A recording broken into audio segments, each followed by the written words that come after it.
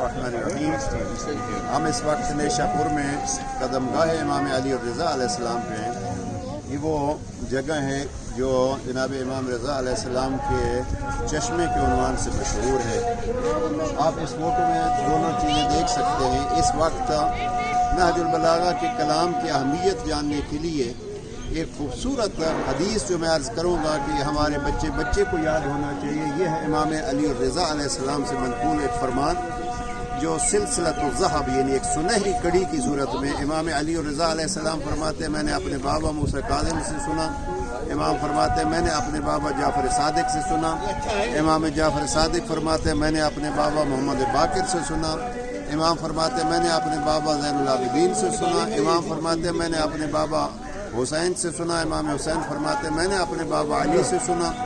अमीरुल मोमिनीन फरमाते हैं मैंने रसूलुल्लाह से सुना। रसूलुल्लाह फरमाते हैं मैंने जिब्राइल से सुना। जिब्राइल फरमाते हैं मैंने अल्लाह से सुना। और सुना क्या है?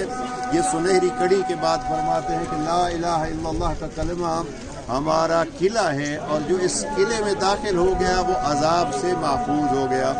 लेकिन न फिर इमाम ने महमल का पर्दा हटा के फिर कहा कि इस किले में दाखिल के लिए बेशरूतिहा व अना मिन शुरूतिहा, इस ला इलाह के किले में दाखिल होने के लिए शर्त है और मैं इस वक्त एक शर्त हूँ, यानी इमामत विलायत उसके लिए शर्त है और उस दौर की।